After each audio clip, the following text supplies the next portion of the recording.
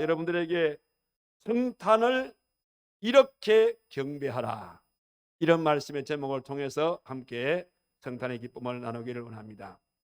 우리가 성탄절을, 성탄이란 이 말, 영어로 우리는 크리스마스라 그랬죠. 크리스마스.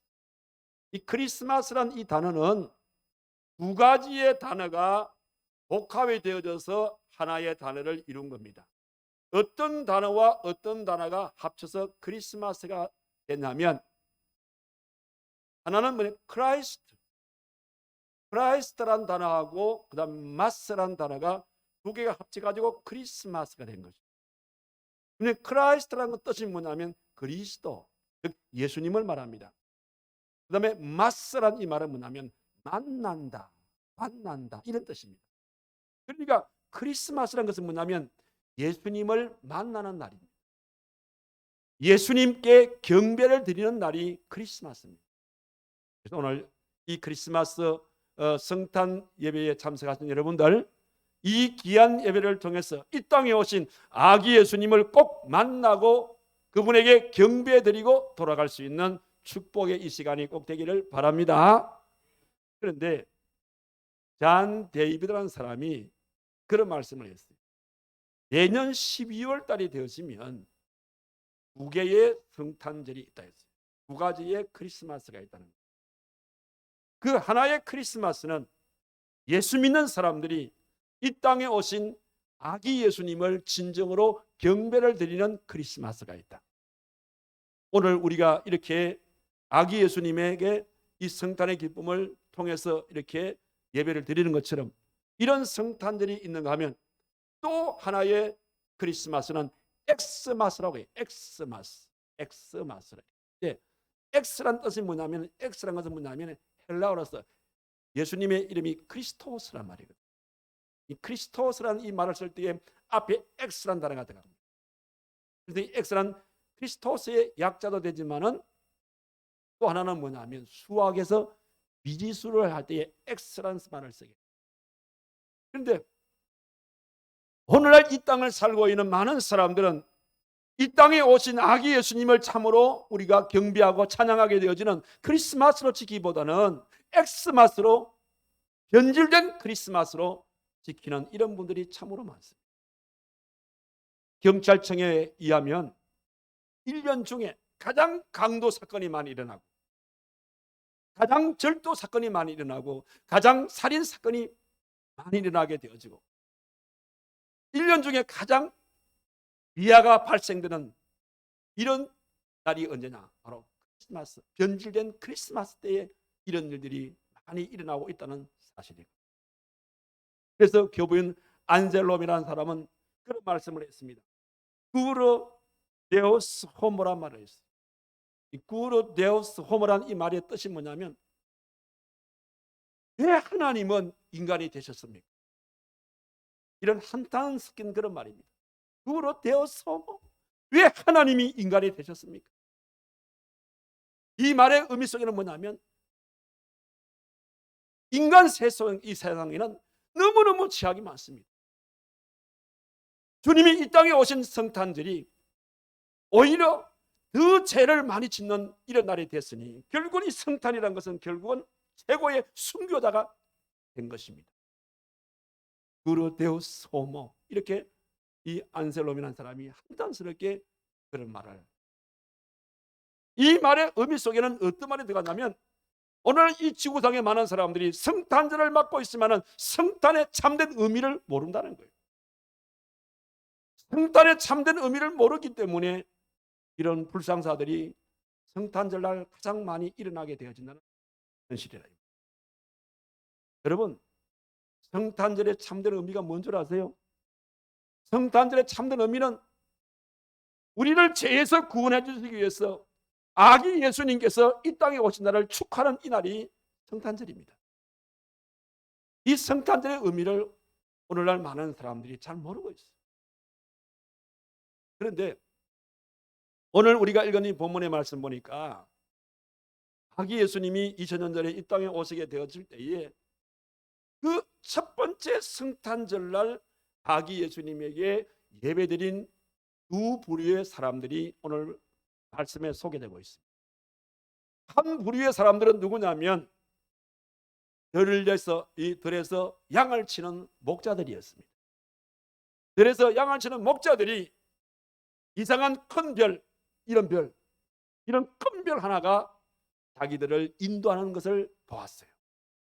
그들은 유대인들이기 때문에 유대인의 사회 속에서 머지않아서 우리를 죄에서 구원하는 메시아가 이 땅에 오실 것이다, 그 사실을 그들은 알고 있었기 때문에 저 별이 바로 메시아의 별이구나, 그들은 그렇게 생각을 하고 자기들이 있는 거기에서 아기 예수님, 그 별을 향하여서, 그 별이 인도하는 그쪽을 향하여서 이 땅에 태어나신 아기 예수님께 그들은 경배했어요. 그런 부류의 분이 있으면 또 한 부류는 뭐냐면 동방에서 먼 길을 그 아기 예수님을 만나서 경배하기 위해서 한 이 동방박사 세 사람이라는 사람이 있어요. 이 사람들은 이 땅에 오신 아기 예수님을 만났습니다. 그들은 그냥 요식 절차적으로 그렇게 한 것이 아니라 정식적으로 그들은 이제 그 나름대로 격식을 갖추었어.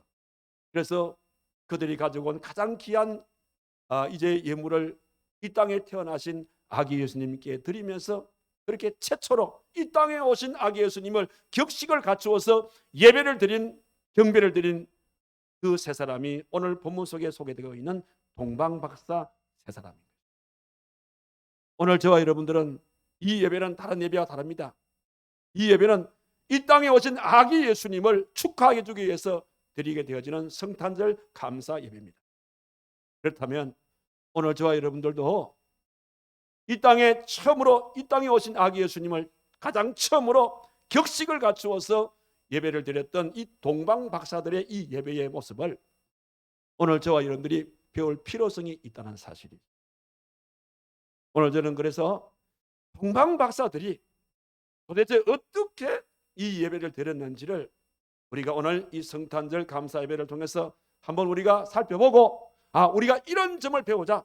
그래서 앞으로 우리의 이 예배 속에는 정말 주님이 원하시는 참된 예배, 진정한 예배는 바로 이렇게 드리는 것이 참된 예배로구나. 그래서 동방 박사들이 드린 이 예배를 통해서 우리는 그 방법을 배웠어. 앞으로 우리의 예배도 동방 박사와 같은 그런 준비되어진 예배, 이런 예배를 통해서 하나님 앞에 영광 올려드리는 저와 여러분들이 꼭 되기를 주님의 이름으로 축원합니다. 그러면 동방 박사들이 이렇게 하나님 앞에 참으로 정성을 다해서 예배를 드리는 이 예배 속에는 무엇이냐면 그들의 헌신이 이 속에 묻혀 있습니다. 그러니까 오늘 저와 여러분들이 동방 박사들에게 무엇을 배우냐면 그들의 헌신을 배울 필요가 있는 헌신. 그 얘기가 어디 나오냐면 오늘 읽지 않았습니다만 2장 1절의 말씀을 보세요. 여기 보니까 헤롯 왕 때에 예수께서 유대 베들레헴에서 나심에 동방으로부터 박사들이 예루살렘에 이르러 말하되. 지금 이 동방의 이 박사들은 어디서 온 박사입니까? 유대 땅 베들레헴에 있는 사람이 아니에요. 동방에서 온 박사들입니다. 그럼 여기서 말하는 이 동방이라는 것은 지금 어디를 말할까? 여기서 말하는 동방이라는 것은 오늘날 지리적으로 볼 때에 지금 저 중동에 여러분들 이란이라는 나라 있죠. 이란이라는 나라 알죠? 이란 혹은 이라크, 이란과 이라크 그 사이 정도 돼요. 거기에 있던 박사들입니다. 이분들의 직업이 뭐냐면 별을 연구하는 천문학자들입니다. 천문학 박사입니다. 그런데 일반적으로 그 당시에 이렇게 별을 연구하는 사람들은 또 어떤 직을 같이 있냐면 점성술에 능한 사람들입니다. 그러니까 이 사람들은 직업이 뭐냐면 천문학을 연구하는 박사인 동시에 점성술 전문가들입니다. 이분들이 여느 때와 같이 별을 한참 관측하고 있는데 비범한 별 하나가 관찰 안에 들어왔어요. 그 별을 보니까 평소에 보지 않았던 별입니다. 크기나 모양이나 일반 별하고 좀 다른 별이었어요.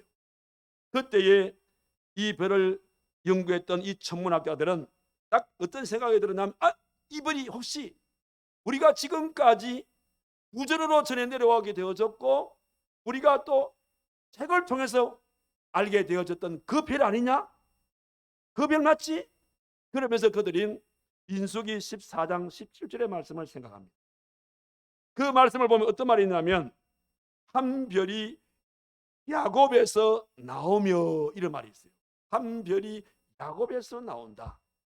그러니까 야곱에서 나오는 그 별을 다른 말로 말씀을 드리면 메시아의 별이라. 메시아의 별. 그럼 여러분들 생각해 보세요.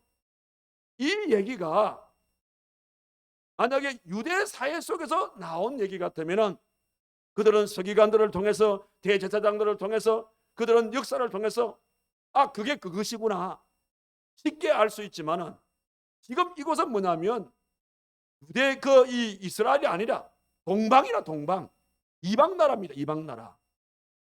이방 나라에 사는 이 사람들이, 이 천문학자들이 어떻게 그 사실을 알 수가 있었을까? 여러분 궁금하지 않습니까? 바로 그것은 제가 추측을 해보건데, 이스라엘 역사를 보게 되어지면 이스라엘이 이방 나라에 끌려갔던 포로로 끌려갔던 그런 시대가 있었어요. 예를 들면 바벨론의 포로로 잡혀갔던 그런 시대가 있었어요. 그때 바벨론의 포로로 잡혀갔다가 포로지만은 나중에 그 이방 나라에서 총리가 되신 분이 있어요. 총리가. 그 당시 총리는 임금님 다음에 두 번째 서열 2번에 있는 그런 위치에 있는 사람이거든요. 그러니까 포로로 잡혀가 가지고 이방 나라에서 총리가 된 사람 누굽니까? 다니엘. 이 다니엘이라는 사람이 이방 나라의 포로에 잡혀가 가지고 나중에 인정받아 가지고 그 나라의 총리가 되었단 말이에요. 또 한 사람 더 있습니다. 애굽으로 종으로 팔려가 가지고 애굽의 총리가 된 사람이 있습니다. 누굽니까? 요셉. 그러니까 제 두 번째, 서열 두 번째 사람이니까 다니엘도 요셉도 자기의 그 국정을 행하게 되어질 때에 가끔 이런 성경 이야기를 했을 것 같아요. 자기의 주변의 측근들한테.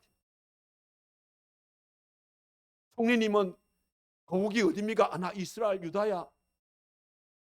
아마 이런저런 얘기 가운데 우리 역사 속에 이렇게 메시아가 이 땅에 오신다는 그런 얘기가 있어. 이런 얘기들을 아마 수시로 들려준 것 같아요. 이것이 세월이 흘러가면서 구전으로 혹은 또 이제 문서로 이렇게 남아서 이렇게 왔는데, 결국은 이것이 이분들은 천문학자들 아닙니까? 이 별을 연구하는 사람들이니까 그런 부분에 더욱더 굉장히 민감했던 거예요. 그러니까 그날 저녁에 이상한 별하가 딱 뜨니 저게 뭐야? 저게 뭐야? 저게 바로 혹시 역사적으로 그 별 아니야? 이렇게 접근이 됐다는 거죠. 그래서 이분들이 그 별을 보고 저 별이라면 심상치 않은 별이구나. 자, 그러면 저 별이 만약에 메시아의 별 같으면 이 땅에 메시아가 왔다는 거 아니냐? 그렇다. 그러면 우리가 제일 먼저 달려가 가지고 그 이 땅에 오신 메시아에게 우리가 경배하자. 그래서 이 동방에 있던 이 박사 세 사람이 그래서 그 별을 보고 이제 가게 되어집니다. 그들이 출발한 것은 페르시아 지역이에요. 이란 지역이죠. 이란 지역에서 갈 곳은 뭐냐면은 예루살렘, 즉 이스라엘 예루살렘까지 가야 된단 말이에요. 그러니까 페르시아에서 예루살렘까지 거리로 따져보면 1600km입니다. 1600km. 이거 만만치 않은 거리거든요. 1600km를 그들이 지금처럼 비행기 타고 갔습니까? 아니면 KTX 타고 갔습니까? 아니에요. 그들이 1600km를 걸어갔습니다. 걸어가다가 나귀를 타고 가다가 걸어가다가 나귀를 타고 가다가 이런 식으로 가게 되어지는데, 1600km 가는 거리가 시간적으로 얼마나 많이 걸리냐면 약 40여일 걸렸어요. 엄청나지요. 40여일이 걸린 겁니다. 그런데 가는 길이 만만찮아요. 가는 길은 사막길이고 또 가는 길에 또 열대지방이니까 여러 가지 많은 위험들이 도사리고 있습니다.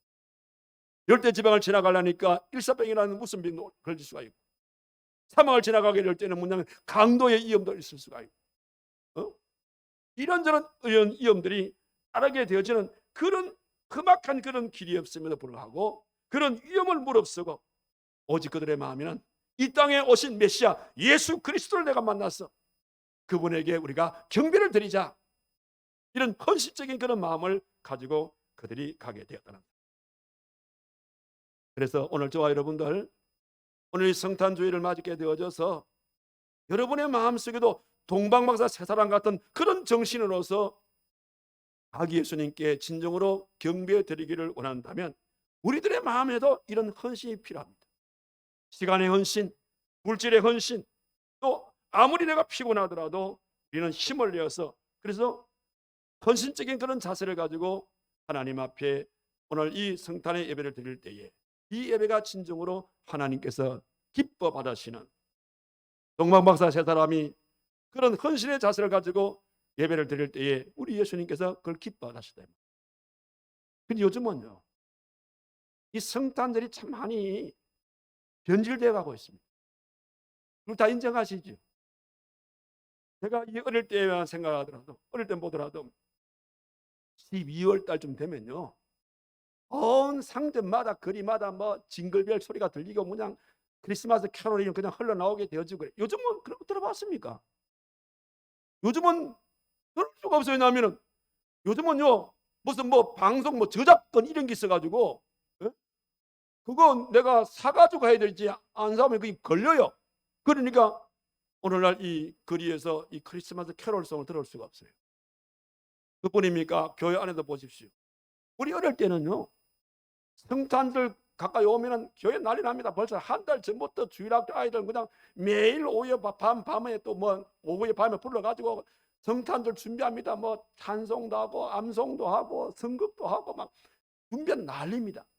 그러다가 성탄 전야의 밤 되어지면 주일학교가 주관이 돼가지고 성탄절 전야에 그런 시간들을 가집니다. 24일. 그거 끝나고 난 다음에는 각 기간별로 나누어서 선물 교환합니다. 선물을 교환하면서 서로 교제하고, 선물 교환이 이제 무료 교환하는 시간 좀 되어지면은 여전도에서 국밥을 준비합니다. 떡국을 준비하든지 국밥을 준비하든지 해서 이제 우리가 11시, 밤 11시나 11시 반 되면 그걸 다 같이 먹습니다. 먹고 밤 12시 딱 자정이 되어지면 뭐합니까? 새벽성 돌기 위해서 목사님이 모든 성도들 본당에다 모아놓고 잠시 예배드리고 난 다음에, 그 당시 우리는, 지금 우리는 사랑방 하지만 그 당시는 구역이에요. 구역별로 이제 각 이제 조를 짜가지고, 그래가지고 이제 그 뭐야 이게 포대, 예, 이거 뭐 이거 자루 포대 하나 딱 다 줘가지고, 그래서 새벽에 우리 교회에 속해 있는 성도들의 가정을 몰래 가가지고 이제 그 대문 앞에 탁 해가지고 그 거기에 그 앞에 뭐야 책임자가 하면 고요한 밤 이거 됐거든요. 그다음에 저돌밖에 이거 됐고, 그다음에 기뻐다 구주 오션 이거 됐고요. 어린 신의 수 이거 됐고요. 그래서 우리가 새벽송을 돌게 되어지면 그 노래 소리가 들리면은 방에 주무시든지 대기하고 있던 분들이 같이 나와가지고 같이 찬송을 부르고 메리 크리스마스 인사하고, 그러면서 그 가정에서 준비한 간식이 있어요. 그 간식을 주면은 그 우리 청년들 가운데서 그 자루 들고 있는 청년이 그거 다 모아. 그래가지고 옛날 진짜 우리 옛날 겨울은 추웠어요. 지금 오늘도 춥지만 옛날은 더 추웠어요. 지금은 추워도 여러분들 이게 옷이 좋은 옷들이 얼마나 나옵니까? 우리 옛날에는요 이런 좋은 패딩 이런 거 없었어요. 옛날 얼마나 추우니까 달달 떨면서 그래가지고 그냥 시골길은 또 얼마나 멉니까? 그 돌다 보면 새벽이라 그냥 새벽 4시 5시까지 돌 때가 있어요. 그러면 맨 마지막은 주로 장로님 가정이나 또 뭐 어떤 이렇게 중직자 가정에서 맨 마지막에 새벽성을. 그러면 거기에서 뭐냐면 고생했다고 떡국도 끓여주고, 그 다음에 뭐고 뭐야 식혜도 만들어주고, 그래서 조금 눈 붙이고 이제 성탄절 감사 예배 드리기 위해서 모입니다. 모여서 예배 드리고 난 다음에 이제 지난 새벽에 받았던 그 간식들 다 끄집어내 가지고 식당 팀들이 다 해가지고, 그래서 예배 끝나고 전 성도들이 다 같이 모여 가지고, 그때 그 전날 우리 그 주일학교 아이들 이제 그 성탄 전자의 밤 한 것 가운데 몇 개를 뽑아 가지고 전 교인들이 지켜보는 가운데서 그렇게 해서 성탄절을 정말 즐겁게 보냈어요. 요즘은 거기 사. 요즘은 심지어 예수 믿는 우리들도 성탄절 감사 예배를 드릴지 몰라요.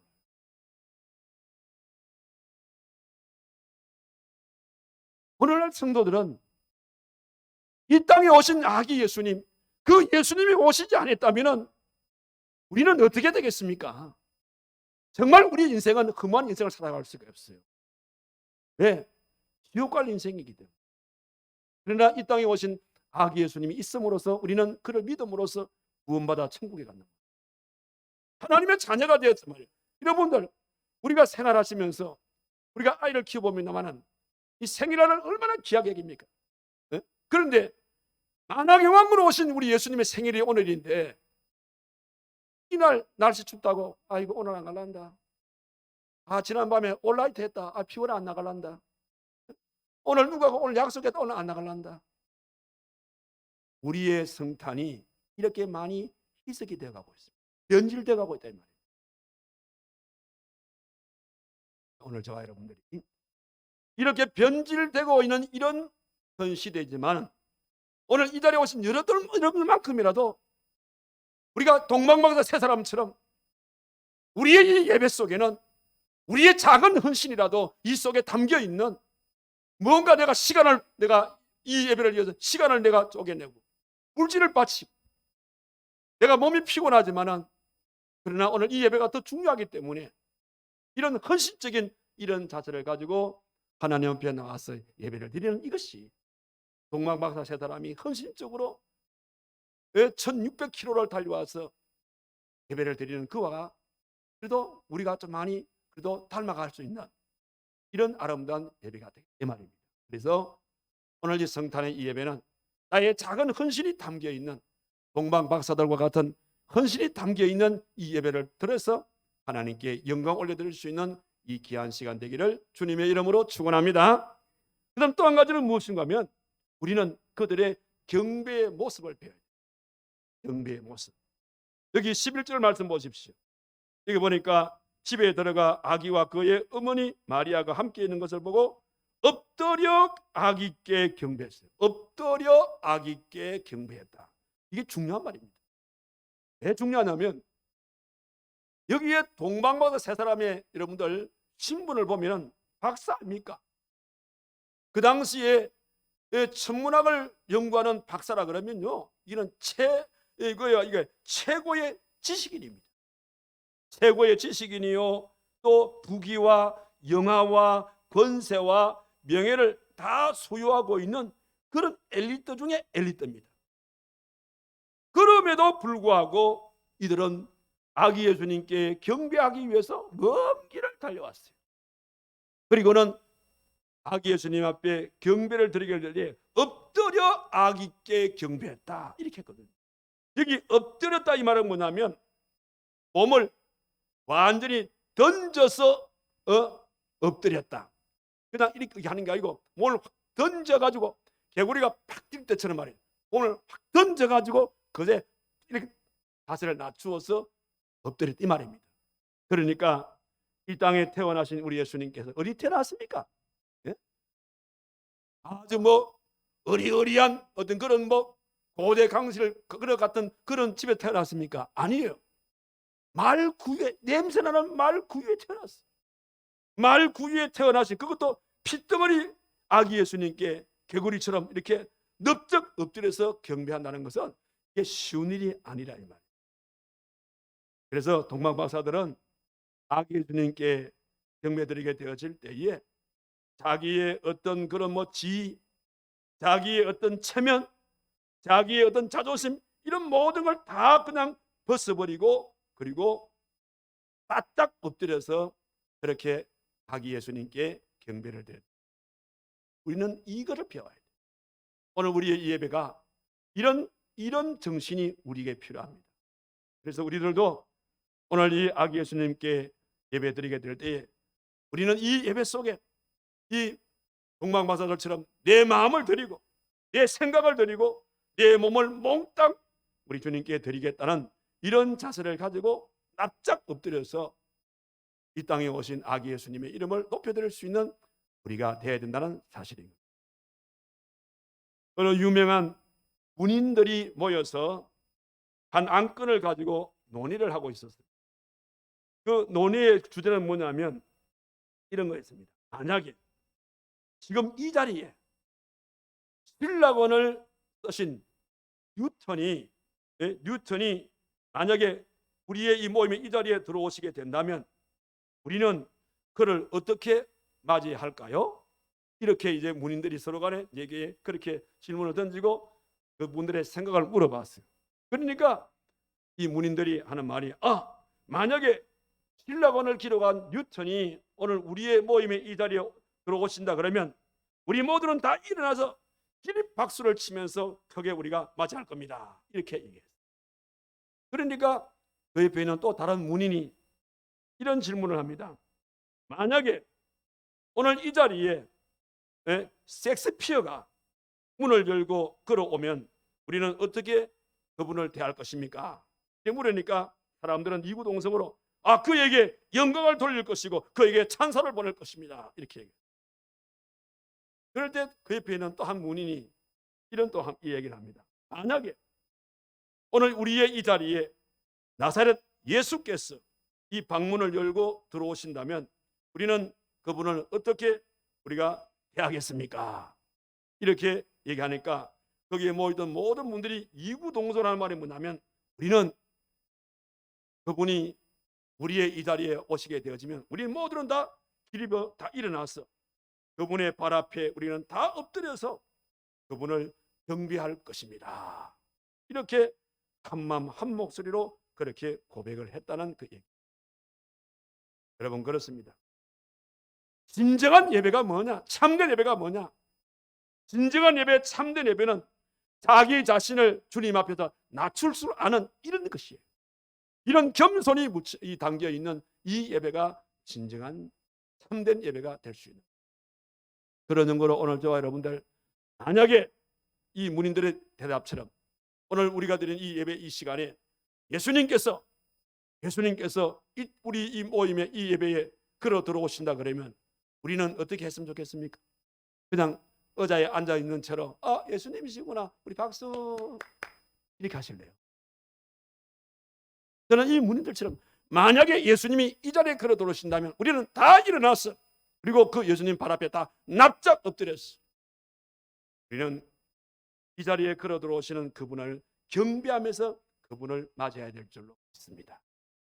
이것이 우리가 주님 앞에 예배를 드리는 시간마다 이런 정신이 항상 우리 예배 속에서 묻어나게 되어질 때에 그 예배가 진정한 예배고 그 예배가 참된 예배가 될 수가 있다는 것입니다. 이런 일들이 여러분의 예배 속에도 있기를 주님의 이름으로 축원합니다. 그다음 또 한 가지는 뭐냐면 우리는 그들의 예물을 드리는 그런 마음을 역시 배워야 됩니다. 자, 11절 하반절 봅시다. 자, 그들이 경배하고 그다음 뭘 했습니까? 도배합을 열어서 황금과 유향과 몰약을 예물로 드렸더라. 이런 얘기가 기록되고 있습니다. 여기에 중요한 게 있습니다. 잘 보세요. 여기 보니까 이분들이 가지고 있는 게 뭡니까? 황금과 유향과 몰약, 얼마나 그 당시 이게 귀한 건 줄 압니까? 가장 귀한 황금과 유향과 몰약을 가지고 있었어요. 그러면 지금 이 순간 이들에게 가장 중요한 것이 뭡니까? 황금과 유향과 몰약 그 자체가 중요한 겁니까? 아니면 그것을 여는 것이 더 중요한가? 여러분 생각이 뭐예요? 가진 것이 중요합니까? 여는 것이 중요합니까? 여기 보니까 황금과 유향과 몰약을 가지고 있는 사람들이 왔더라. 이게 아니잖아요. 자기의 가장 소중한 황금과 유황과 몰약을 뭐라 했어요? 열었다는 거예요. 열었다는 거예요. 여기에 열었다는 것이 참으로 중요한 말씀입니다. 그러므로 오늘 우리들도 성탄절을 맞이할 때에 나의 가장 귀한 보배합을 여는 것이 중요한 거예요. 그렇다면 오늘 여러분들께서 가지고 계시는 여러분들의 보배함 속에는 어떤 것이 들어있습니까? 여러분의 보배함 속에는 여러분의 그 보배함 속에 들어있는 것이 뭡니까? 재능입니까? 아니면 지식입니까? 아니면 지혜입니까? 아니면 물질입니까? 아니면 헌신의 마음입니까? 여러분의 귀중한 보배함 속에 들어있는 것이 여러분 뭡니까? 여러분 나름대로 한번 대답을 해보십시오. 그러면 여기 중요한 것은 그런 거예요. 가진 것이 중요합니까? 보배함이 여러 것이 중요합니까? 그렇죠. 가진 것이 중요하기보다는 그 가진 것을 여는 것이 더 중요하다 이 말입니다. 다시 말해서 왜 그러냐면 아무리 귀한 것이라 할지라도 내가 가지고 있게 되어지면 그것은 내 소유다. 내 소유. 내 소유에 불과한 거예요. 그러나 그것을 주님께 드리게 되어지면 이거는 아주 귀한 예물이 될 수 있다는 사실. 쉽게 말씀을 드리면 우리 학생들이 청년들이 많으니까 우리 얘기 안 해봅시다. 물이라는 이 물이죠. 물의 원소 기호가 뭐예요? 청년들 얘기. 물의 원소 기호가 뭐예요? H2O지요. 물의 원소 기호는 H2O입니다. 근데 이 H2O는 수소와 H2라는 수소와 O라는 산소가 모여서 물이 되는 겁니다. 그러면 이걸 따로따로 놓아봅시다.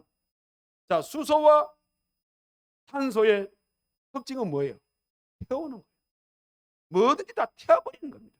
없애버리는 것이 이 산소와 수소의 특징입니다. 그런데 이 산소와 태워버리는 이 산소와 수소가 하나가 되어지면 뭐가 됩니까? H2O 물이 되거든. 물의 특징은 뭡니까? 태우는 겁니까? 끄는 겁니까? 끄는 거예요. 또 하나 더 합시다. 여러분 소금 원소 기호가 뭐예요? NaCl이지요. NaCl도 마찬가지입니다. Na라는 염화 나트륨과 Cl이라는 염소가 따로따로 있게 되어지면 염화 나트륨이나 염소는 다 독입니다. 그 염화 나트륨이나 염소만 따로따로 먹으면 다 죽어요.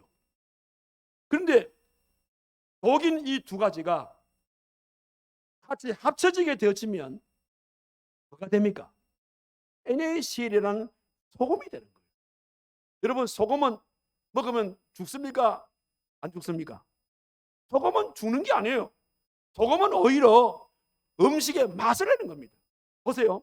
따로따로 있을 때는 우리를 죽이는 것이 되지만 합치게 되어지면 우리 인간들에게 맛을 제공할 수 있는 소금이 되더라 이 말이에요. 이거는 우리 인생도 마찬가지입니다. 여러분 생활 가운데 여러분들이 아무리 귀한 물질, 아무리 귀한 권력을 그것을 내가 내 개인적으로 소유하게 되어지면 이건 오히려 덕보다 실이 많습니다. 지금 우리 보십시오. 정치적으로 대장동 사건, 무슨 사건, 이게 다 무슨 문제입니까? 권력과 돈 문제 아닙니까? 그 권력과 돈, 그게 지금 그들을 어떻게 어렵게 만듭니까? 지금 감옥에 집어넣으려고 난린 거예요. 이거는 독이야, 돈. 그런데 똑같은 돈과 권력이지만 이 돈과 권력이 주님께 드리는 예물이 되게 되어지면 이거는 최고의 가치 있는 돈이 되는 것이고 최고의 가치 있는 권력이 될 수 있다는 사실. 쉽게 말씀을 드려볼까요? 이거와 같은 겁니다. 아주 유명한 사진 작가가 있습니다. 이분 진짜로 사진을 잘 찍어요. 그래서 어떤 청년이 유명한 사진 작가를 찾아갔어요. 선생님, 어떻게 하면 그렇게 사진을 잘 찍어요? 그 비법을 저한테 가르쳐 주십시오. 그러니까 이 사진 작가가 보고 있더니 사진을 잘 찍으려면 가장 첫 번째 할 일이 있습니다. 뭐냐면 카메라 뚜껑을 열어야 됩니다. 맞는 말이죠. 여러분, 아무리 사진을 잘 찍는 사람이라도 카메라 뚜껑을 열지 아니하면 사진이 찍혀 안 찍혀요? 아무리 구도를 잘 잡아도 카메라 뚜껑을 안 열고 찍으면 먹통이란 먹통. 여러분들이 아무리 귀한 것을 가지고 있어도 뚜껑을 열지 않게 되어지면 그건 여러분들에게 아무런 백행무익이라. 오늘 본문에 보게 되었으면 동방마사 세 사람, 그 누구도 가질 수 없는 가장 귀한 보배를 가지고 있습니다. 한 사람은 황금을 가지고 있습니다. 한 사람은 유향을 가지고 있습니다. 한 사람은 몰약을 가지고 있습니다. 그들이 가장 귀한 겁니다. 그 귀한 것을 뚜껑을 열지 않게 되어지면 그건 아무런 의미가 없는 겁니다. 그런데 오늘 동방마사 세 사람이 이 땅에 메시아의 별로 오신 예수님을 만났을 때에 그들은 뚜껑을 열었어요. 뚜껑을 열어가지고 황금을 가진 사람은 그 안에 있는 황금을 예수님께 선물로 드린 겁니다. 또 한 사람은 유향의 뚜껑을 열어가지고 유향을 드렸고 한 사람은 몰약을 드렸어요. 여기에 의미가 있습니다. 보세요. 왜 많은 것 가운데 왜 황금을 드렸을까? 황금은 그게 두 가지 특징이 있습니다. 하나는 뭐냐면 금은 절대로 변하지 않습니다. 또 이 황금은 그 당시에 누구에게 줬냐면 왕에게 황금을 드립니다. 그 왕이 쓰고 있는 이 왕관도 황금으로 만든 거예요. 그 황금으로 만든 이유는 뭐냐면 왕은 절대적으로 국민 앞에서 변하지 않습니다. 이걸 나타내 주는 거예요. 그래서 이 땅에 오신 예수님께서는 영원히 변하지 않는 우리의 만왕의 왕이십니다. 그런 차원에서 황금을 드린 겁니다. 유향은 뭡니까? 유향은 구약시대의 제사장들이 제사를 지낼 때에 쓰는 하나의 약재료입니다. 그거는 일종의 또 우리의 치료의 약도 되는 겁니다. 그러니까 이것은 뭐냐면 이 땅에 오신 우리 예수님께서는 이 땅에 오실 때에 우리를 치료하기 위해서 오셨습니다. 죄에서 치료, 질병에서 치료, 모든 치료의 주님으로 오십니다. 그 예수님의 신성을 인정해 주는 거예요. 그래서 유향을 드린 겁니다. 그 다음에 몰약은 뭡니까? 몰약은 시체에 바르는 겁니다. 이 땅에 오신 예수님께서는 머지않아서 십자가에 달려서 우리 온 인류의 죄를 대신해서 십자가를 지시고 무덤에 장사될 것이다. 그 예수님 몸에 바른 것이 바로 이 몰약. 이건 곧 뭘 말하냐면 예수님의 인성을 인정해 주는 겁니다.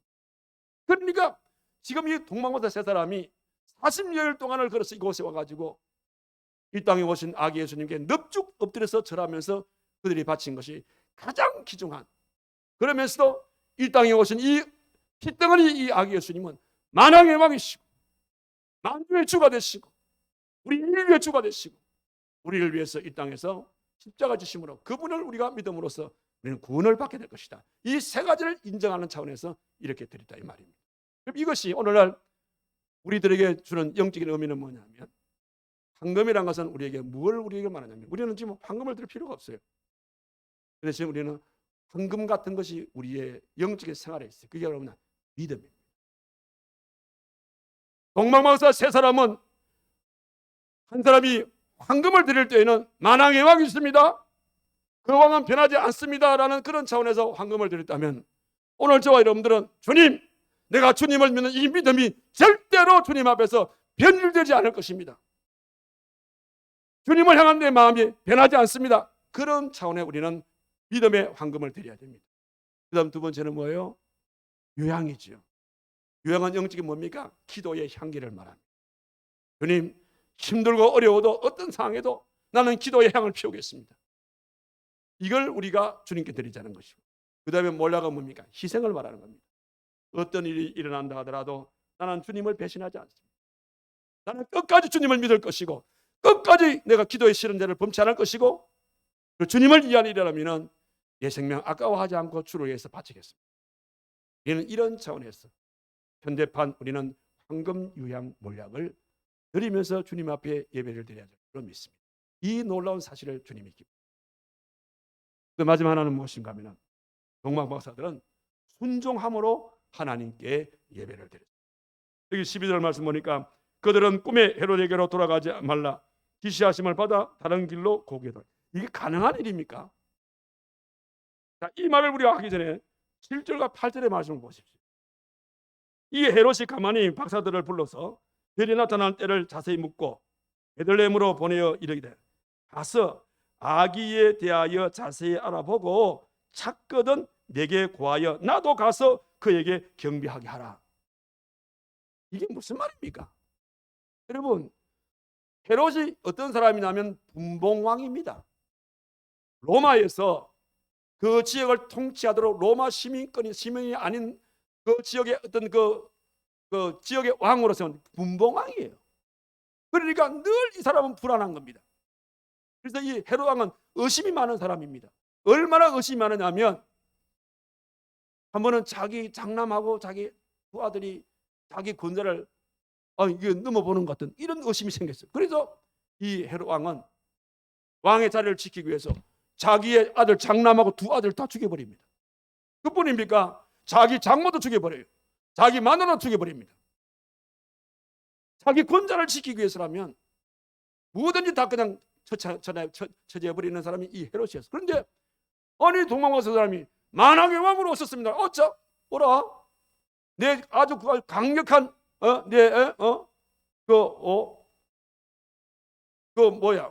강력한 적이 나타났구나. 그래서 이 사람이 얘기합니다. 이 박사들한테 알아보고 그렇게 경배하고 난 다음에 꼭 내한테 오너라. 나도 가서 경배하고 싶다. 이 경배는 거짓 경배입니다. 가서 죽이려고 했다. 그런데 꿈에 이 박사들한테 가지 마라. 막바로 고국으로 돌아가라. 이렇게 한 거예요. 왕명을 그에 가면 죽습니다. 그러나 순종의 제사보다 낫다 있지 않습니까? 하나님 말씀에 순종하고 그들은 헤롯에게 가지 않습니다. 이 사실을 헤롯이 늦게 알았어요. 그래가지고 헤롯이 분해가지고 한 일이 뭐냐면 2장 여러분들 16절 보십시오. 여기 보니까 그때를 기준하여 2살부터 그 아래로 다 죽였어요. 여러분 조그만 이 소도에서 어린 예수님을 죽이기 위해서 못 죽이니까 혹세라는 그런 생각에 2살 아래 모든 아이를 다 죽여버리라 했습니다. 그때 죽은 아들이 얼마 된 줄 압니까? 무려 12,000명이 죽었어요. 그 당시에. 그러나 예수님은 꿈속에 하나님께서 예수님을 빨리 도망가게 만들었죠. 부모에게. 그래가지고 이들은 애굽 땅으로 도망. 예수님이 애굽 땅을 빠져나간 이후에 헤롯은 그 사실을 알고 난 다음에 12,000명을 죽이는 그런 끔찍한 일들을 저지르고 말았다는 거죠. 우리는 여기서 뭘 아냐면 진정한 예배자의 모습을 알 수가 있어요. 여러분, 진정한 예배는 예배 후에 반드시 순종이 따라가야 돼요. 그래서 성경은 순종이 제사보다 낫다 그랬어요. 아무리 우리가 예배를 잘 드린다 하더라도 순종의 삶이 없는 예배, 순종의 열매가 없는 이 예배는 진정한 예배라고 할 수가 없다는 사실. 오늘 저와 여러분들이 성탄절을 맞이해서 우리가 어떤 마음으로 우리도 예배를 드릴 것인가? 바로 이 동방보사 세 사람처럼 우리의 이 예배 속에는 헌신이 깃들어야 된다. 최대한의 겸손이 여기 이 속에 들어가야 된다. 나의 가장 귀한 보배합을 열어서 그것을 주님께 드리는 그런 정성이 이 속에 들어가야 된다. 그리고 더 중요한 것은 이 예배가 끝나고 난 다음에 그냥 은혜 받았습니다 이 정도가 아니라 은혜 받았다면 그것을 나의 실제적인 생활 속에 잘 적용을 해서 그래서 순종의 삶, 더 나아가서 순종의 아름다운 열매를 맺는 삶을 사는 이것이 오늘 동방 박사들이 주님 앞에 엎드려 경배한 이 아름다운 첫 예배, 그 예배의 정신이 바로 그거라고 말입니다. 오늘 저와 여러분들 성탄절 축하 감사 예배를 드리고 있는 이 시점에서 우리들도 앞으로 동방 박사들처럼 우리의 모든 예배 속에는 나의 헌신이 깃들어져 있고 나의 겸손이 깃들어져 있고 나의 가장 중요한 것을 보배합을 여는 이런 그런 우리의 예물이 들어가 있고 더 나아가서 말씀을 통해서 우리가 은혜를 받았다면 생활 속에 그 말씀에 잘 접목을 해서 그 말씀이 내 생활 속에 실천에 옮겨지게 되어지는 즉 순종의 삶을 통하여서 순종의 열매를 통하여 하나님께 영광을 올려드리시고 생활 속에 하나님의 축복 속에 살아가는 저와 여러분들의 아름다운 삶 되기를 주님의 이름으로 축원합니다. 기도합시다. 거룩하신 살아계신 하나님 아버지, 오늘 성탄절 감사 예배를 통하여 첫 번째 성탄절 감사 예배를 격에 맞추어서 예배를 드린 동방박사 세 사람의 그 아름다운 예배를 우리가 함께 생각하면서 우리들도 그런 예배 드리기를 소원합니다. 동방박사들처럼 우리의 모든 예배 속에는 나의 헌신이 깃들어 있고 나의 겸손이 깃들어져 있고 나의 가장 소중한 예물이 그 속에 포함되어 있고 나가서 우리의 생활 속에는 순종의 아름다운 믿음이 포함될 때에 이것이야말로 동방박사들이 드린 아름다운 예배라는 것을 오늘 저들이 깨달았습니다. 하온저 이제부터 우리의 모든 예배 속에는 이 네 가지 요소를 늘 생각하면서 하나님께 예배를 드림으로 하나님께 영광이 되어지고 생활 속에 말할 수 없는 하나님의 큰 은혜와 사랑의 축복을 누리며 살아가는 우리 모두의 삶이 되도록 하나님께서 거기에 축복하여 주시옵소서. 예수님의 이름으로 기도하옵나이다. 아멘. 주신